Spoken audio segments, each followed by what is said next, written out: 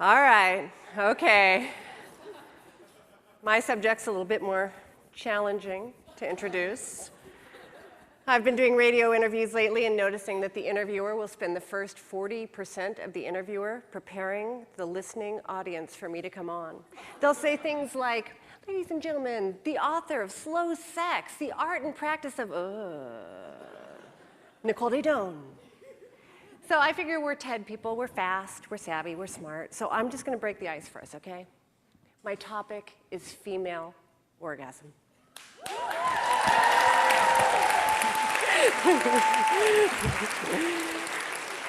So that said, I want to thank the people of TEDx for having me on this stage. This has been a dream of mine that I thought was absolutely impossible.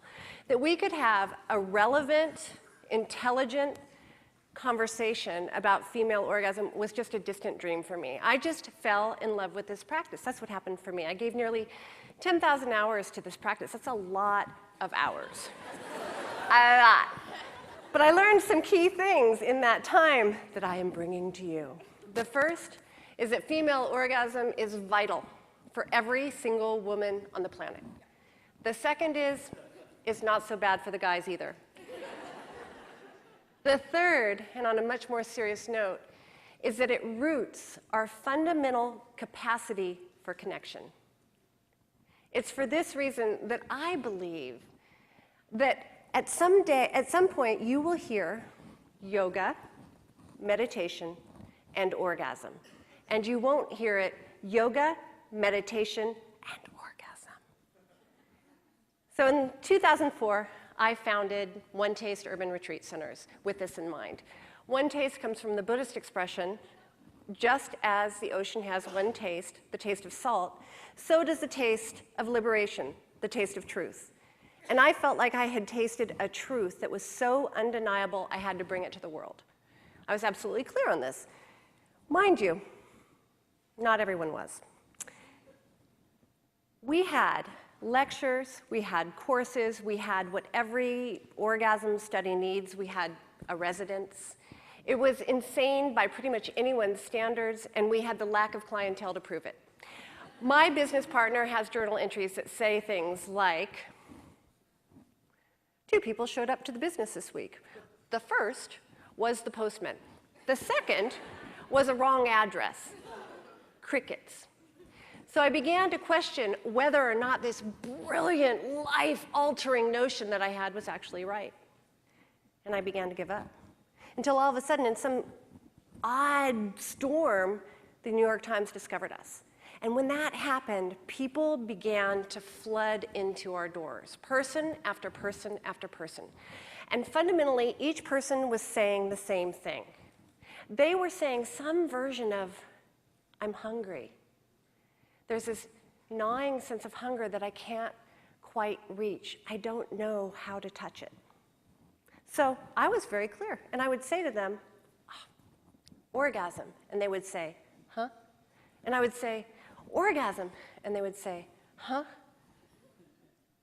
Because at the time, what happened was they were hearing the toxic mimic of what I was talking about, because that was the only thing that had ever been given to us. They were hearing sort of like this exaggerated version, where you imagine like sex toys and boas, or the other version, where you have to call your genitals weird things and use different kind of spiritual names and stuff. But nobody was actually just imagining plain, good, clean, everyday orgasm as I was talking about it. And it was for this reason that people were coming to me saying things like, I've been married to my partner for 28 years and we haven't touched for 18. Or women were coming to me and saying, I just roll over at night and I hope he doesn't touch me because I don't want to fake it again. Or men were saying, I want to do everything to please her and I cannot figure it out. Or more commonly, woman after woman was coming through my office and they were chanting what I call the Western woman's mantra. I work too hard, I eat too much, I diet too much, I drink too much, I shop too much, I give too much, and still there's this sense of hunger that I can't touch. So when I first discovered this thing this thing that's called orgasmic meditation, this practice. I was fairly smart. I was fairly savvy. It wasn't like I grew up in a convent. I had a great sex life. I had all the climax I could ever want. And still, I had never experienced anything like this. It happened like this. I went to a party.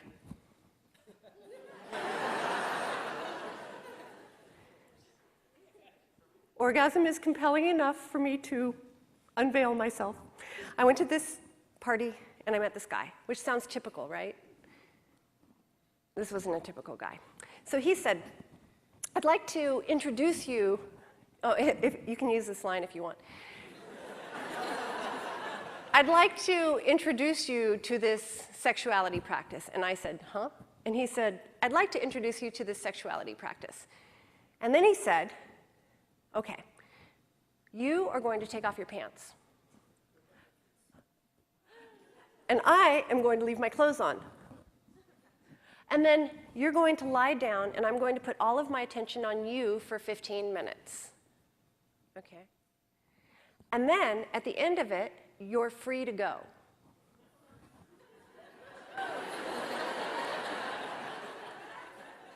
Now, I am a good woman, and I have the defenses of every woman. I know how to say no, but somehow I found myself lying there with my legs butterflied open. And so that you can know what the practice is, so that you can go home tonight and try it, I'll describe what he did. I was lying there, my legs were butterflied open, and he did what you would always expect in a sexual act. He took a light and shone it down there. And then he began to describe what he saw. He said, your outer labia are coral. I'm noticing that your inner labia have this red tone to them, and they're swelling as I look at them. And I couldn't hear anything after that because the tears just started flooding. Something began to thaw in me.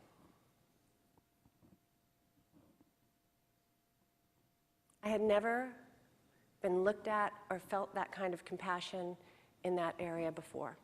So then he sat next to me, and he put his right thumb at the base of my introitus, which is the area you would enter were you to have intercourse, and he took his finger and stuck it in lubrication. And then he pulled his finger up and he put it on the upper left-hand quadrant of my clitoris.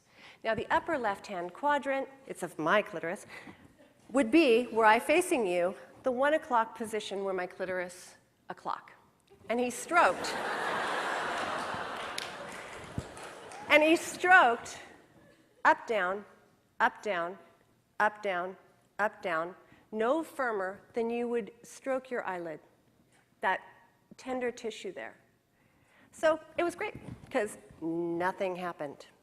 Absolutely nothing. I was where I always am, or was, when I was in any kind of sexuality act. I was in my head. I was thinking about whether or not I looked good. I was thinking about whether or not I was doing this thing right. I was thinking about whether or not this guy was kind of creepy. I was thinking about whether or not I was going to marry him. I was thinking about whether or not my stomach looked a little poochy. And then all of a sudden, the traffic jam that was my mind broke open. And it was like I was on the open road, and there was not a thought in sight. And there was only pure feeling. And for the first time in my life, I felt like I had access to that hunger that was underneath all of my other hungers, which is a fundamental hunger to connect with another human being. And that was enough. And in that moment, I thought, oh my God, this is what it's supposed to be like. And then I had a moment of thinking, and I want to know how to live here in this place. And then I thought, in my philanthropic way, and I want everyone else to know how to live here. And then that window closed. And then I set about learning how to live there. And I began studying in weird, behind-the-scenes places. And then I cobbled together this practice that could, in a repeatable way, get thousands of people who have come through our doors back to this place. Now, the amazing thing isn't just that you can hit that place, it's that you can hit it with another human being. Now, I really, really don't like anything woo-woo, okay? So I'm going to describe it in the simplest way I can possibly think. Both people are putting their attention on the same point. It's a fairly intense point, mind you. They're putting their attention on this intense point, and then, just like a master chess player would get absorbed in a chess game, or perhaps an Olympic athlete would get absorbed in their practice, or a breathing meditator would get absorbed. You get absorbed into that place. The only difference is that you get to be absorbed there with your partner. You get to have this most profound and deep experience with another human being. So, mind you, I've met with some skepticism. People have called my life's practice diddling. They've called it mutual masturbation. But the challenge is that I can't get mad at them because I too am a skeptic. I was an academic. I prided myself on my ability to say no. I prided myself on my critical thinking. And there is no way you ever, ever, ever could have convinced me to try this thing. What happened was I tried it and that convinced me. So that's what I say to people when they come into my office. I say, just try it. I mean, really, the worst thing you have to lose is 15 minutes of your life. The best thing you have to lose is that sense of hopelessness that you will ever be reached deep inside. So, I've said about this journey, and I can tell you that there was a moment when I received a stroke that could never be taken back. It was a stroke where I knew that I had been returned to my birthright of my capacity to perceive and receive pleasure. Now, this is often a complete shock to women when they come in, when I say, just try orgasm. Now, mind you, it's not that much of a shock to the pharmaceutical companies. They've been spending the past 10 years creating the next female Viagra, right? And for the DSM-5, they've proposed hypoactive female sexuality desire disorder.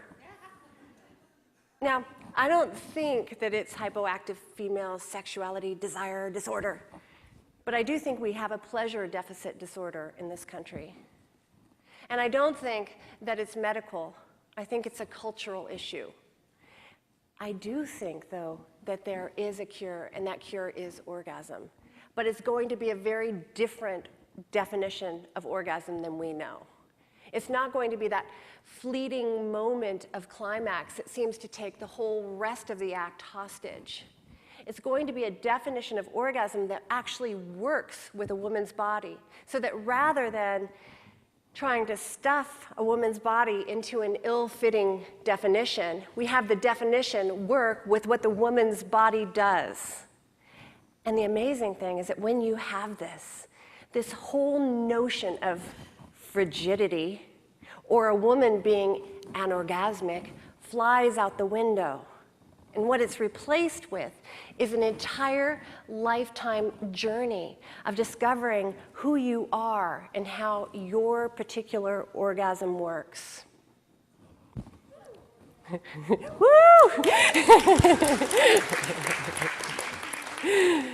So that said,